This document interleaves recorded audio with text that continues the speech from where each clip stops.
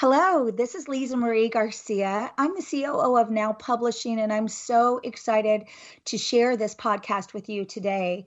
The name of our podcast is called What No One Knows.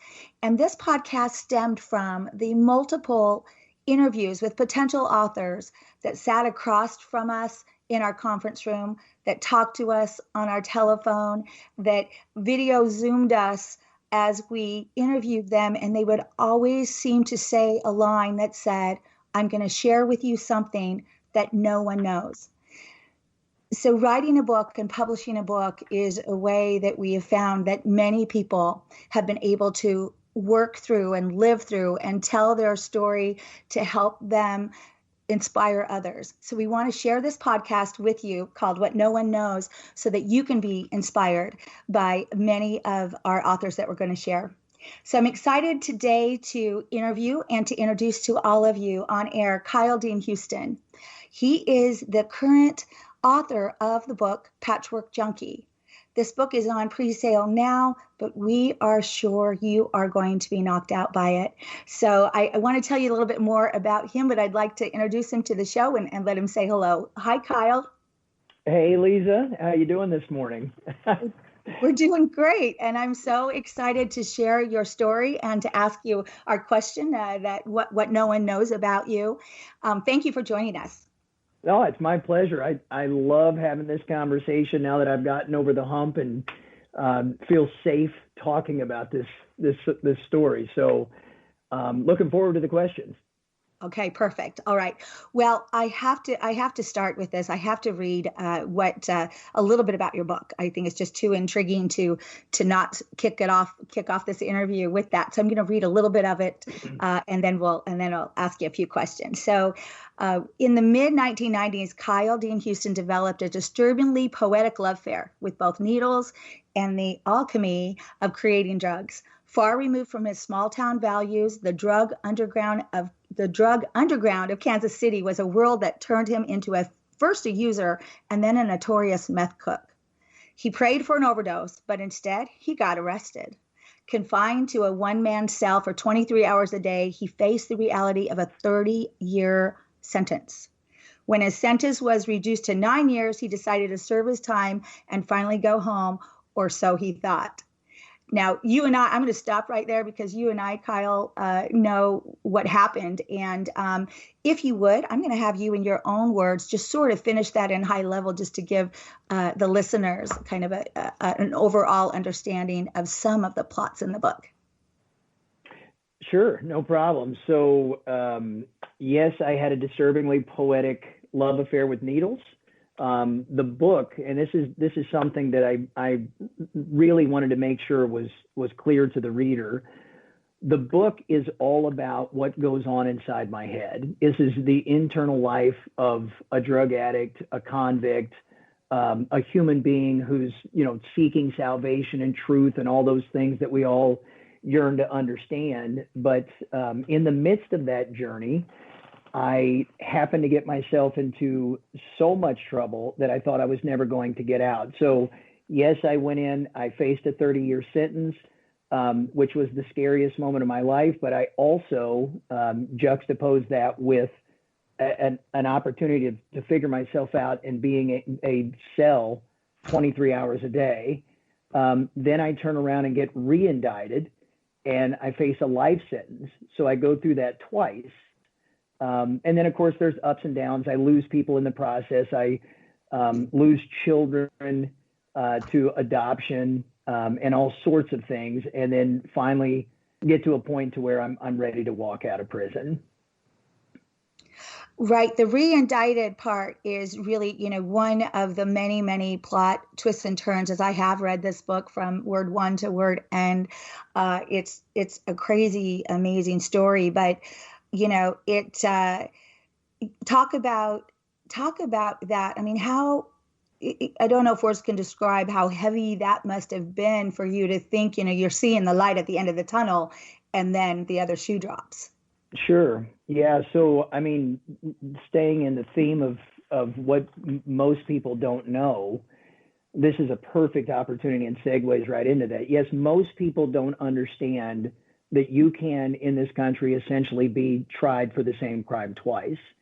And really, the only people that understand it are the people that have gone through it. So, yes, I went through a moment where I was as lonely as I've ever been. As alone, I burned every bridge that you can imagine. I didn't even have my mother coming to visit me at the time.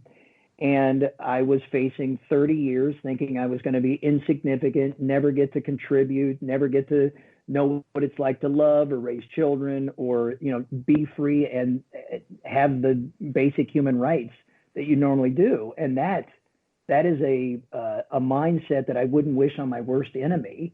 And then to turn around and think that it's all behind me, that I'm going to do a 9-year sentence, and just months before I walk out, I get re-indicted. And although the law says it wasn't the same crime, it was the exact same evidence. The one in the state was manufacturing methamphetamine, and the charge for the feds was conspiracy to manufacture methamphetamine. And now I'm facing life, and I go through that exact same situation. Going to be insignificant, never going to get to contribute twice. And it's the worst feeling in the world. It's just, it's lonely and it's scary, and it drives you to God. It certainly, the end result of all of that was a beautiful transformation. But yeah, no, to use your words, it was crazy. It was crazy, and something I never dreamed could happen to anybody. So eye-opening, and so, I mean, what is significant uniquely in your story is that you can reach the depths of the bottom, and there's still another layer underneath.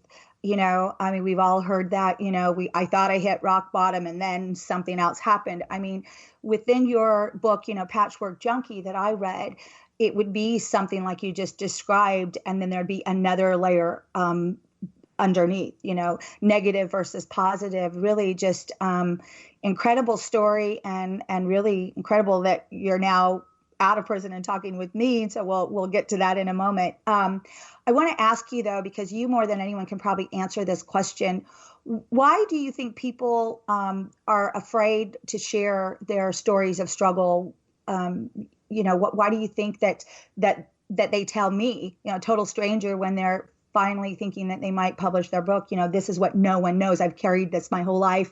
It could be from their childhood or whatever. But why do do you have an opinion on that? Of course. Yeah. So the first thing I'll answer is, why do they tell you? The reason they tell you is because something deep inside of them, and maybe it's not deep anymore, knows that they've got to get this off their chest. They know that they need to release this. They feel how heavy carrying that secret or that story or that shame and guilt and insecurity is. And you're that outlet, right? Because you can publish the book, you can get it out there, or you can at least help them because you've done it hundreds of times before. So that's why they open up to you. And plus, you're a really good person, and you disarm people and all that good stuff.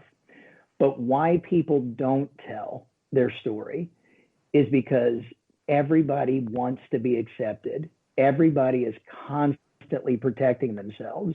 That's what is probably the most human thing about us, is that silly reptilian brain that's constantly trying to create things to protect ourselves with. And we invent these realities that if we tell somebody that we have inequities, or we tell somebody that we've made mistakes, they're all going to leave us.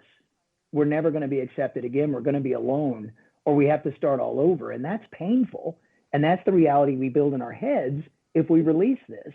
But if we hold on to it, then, we can protect ourselves. But the truth is holding on to it sometimes is a worse trauma than just releasing it or actually going through it. And in my case, I walked out of prison at the age of 35 years old, and I created this really cool comeback story.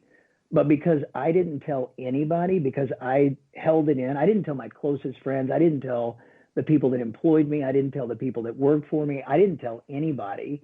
And because I lived that double life, I never recognized the achievements that I made. It was still all about shame and guilt. And I was running from that prison sentence. I was running from the drug addiction and all that stuff and the shame.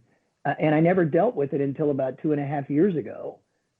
So there's a long-winded answer for you, but it's all about protection. It's all about fear. And the truth is once you get on the other side of all that, oh man, you can live such a better, more fulfilled life than you can ever imagine.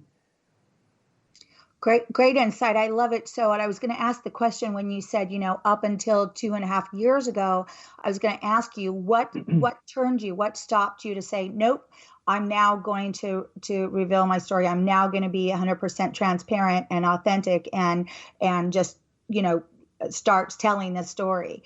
Was there a turning point, or was there, what happened in you that caused that? Yeah. So absolutely there was. And what I'll never be able to get into a listener's mind is how scared I was. And if you ever met me 2.5 years ago, all the people that knew me thought, certainly I'm a confident person. I had run a couple multi-million-dollar business units. I put a couple companies in Inc. Magazine's Fastest 500, took one to acquisition, had a great career, was in charge of my life seemingly. So that was my persona, and that was all a facade. And what drove me to finally tell people is that inside was still that shame and that fear. And I recognized one day, I was just on the heels of a bad business partnership, and the quality of my life and my wife's life at that time was diminished. And it was every decision she and I were making was based on my past inequities, my fear, my insecurity. And I just decided one day, this is no way for anybody to live.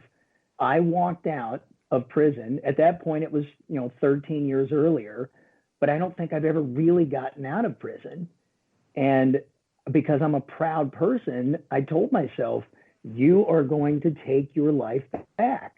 And the only way to do it is to tell your story without pulling any punches in a way that you will never be able to pull it back again. And that's exactly what I set out to do. And that's when I started writing the book.